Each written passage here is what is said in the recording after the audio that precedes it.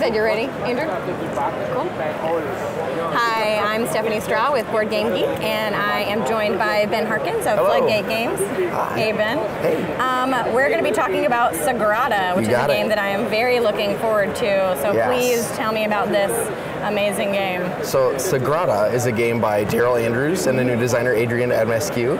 And this is a game of dice drafting and window crafting. You're building a stained glass window. Did you make that rhyme on purpose? I did. Okay. I did. That was very intentional. I appreciate that.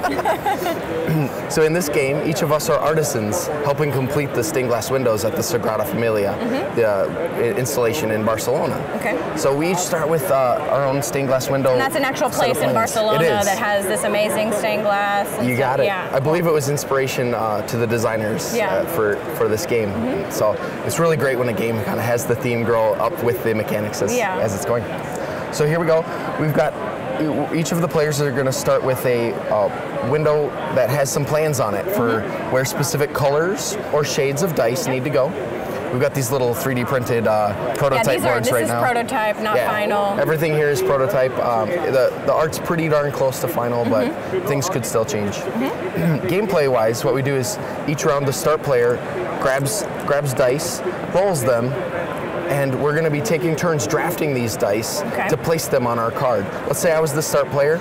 I can place dice on my card such that you can place any die in a white space, or you have to end up matching the colors or shade restrictions that are on the dice. Will be numbers. You got it. Shade represented by the pips on the dice. So you want to pick that one? Sure, I'll pick that one. And then Stephanie, you go ahead and draft one die. I'm going to do, I think I'm going to do this one. No, let's do this one. Great, matching there. And it's a snake draft, so you actually get to draft again. Yeah.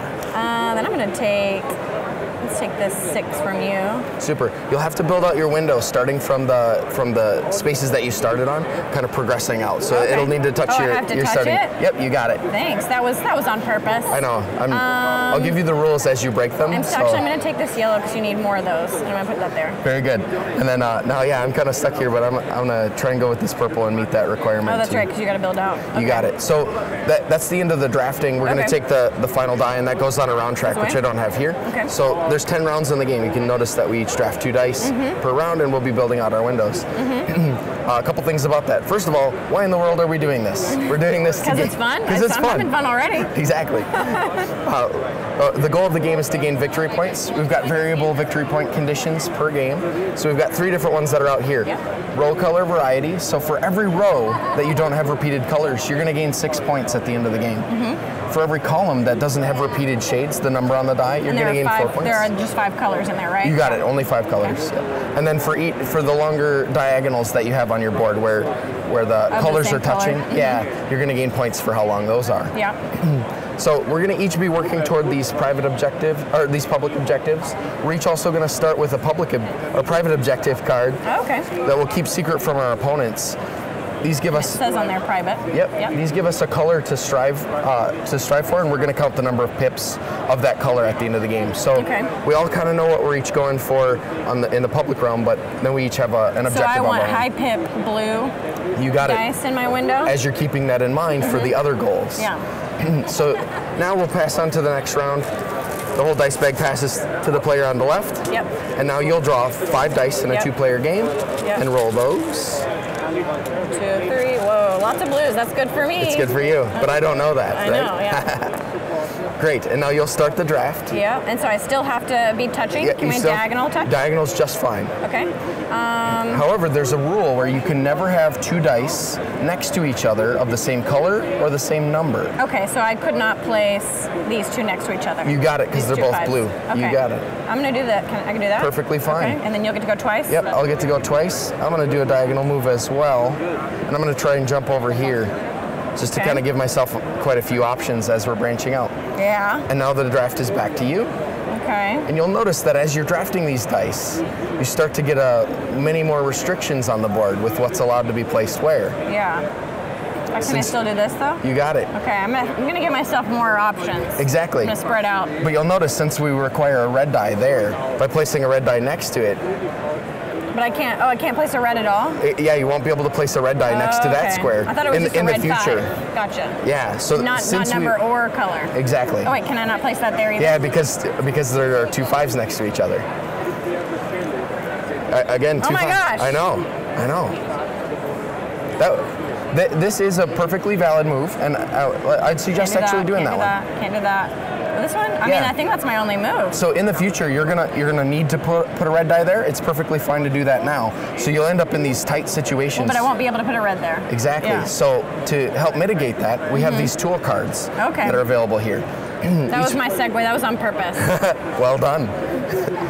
So each player starts with some of these favor tokens, and these help you break the rules in interesting ways. So what you can do in the future is spend one of those tokens to use this Eglemized brush, where you can move one of your dice and avoid the color restriction that's on your window frame. Oh, okay.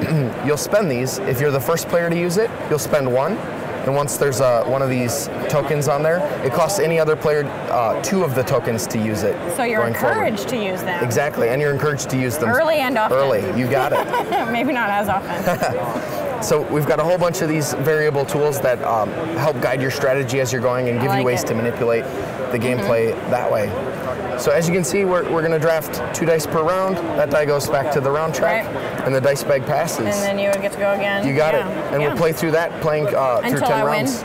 Until you win by having the most points. Exactly, which you're well on the way to winning. And right so now. You'll count the points by this?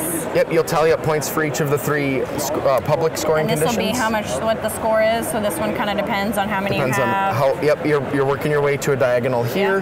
Then we look at column shade variety, which would depend on how you fill out your window as you go, and then likewise for roll color variety. We have a little scoring pad where you'll tally up your score. Highest scoring player is the winner. Yep, and it's just these. This is the only points. There's nothing else aside from that. You'll lose points for each space that you're missing on your window. So it encourages you to fill it out. Plus, it's just a really satisfying feeling to fill out your whole window. To have a whole stained glass window. Yeah. Exactly. How many points do you lose? Just one for each square. And I'd love to show that these window frames are going to be a large spire. I was looking at earlier. Yeah. Each of the window patterns is going to be a doubled up card with 4 different difficulties. So you'll be able to select early on how difficult you want the game to be, getting more favor tokens for playing a more difficult card. And these will slide right in and give you the little lattice to build within as you go.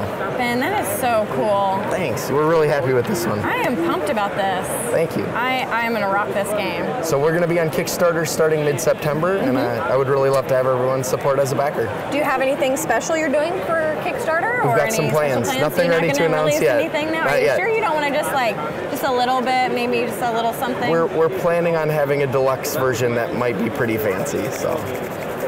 That's the most I can share right now. Awesome. And Kickstarter when? September 12th is the plan right September now. September 12th is what we're hoping for Sagrada to be kickstarted. Cool. And you're welcome to go to floodgategames.com, and we'll have a little email list reminder. Promise not to spam you too much. Yeah. So please check it out. And that is Sagrada. Thank you, Ben. Thank you.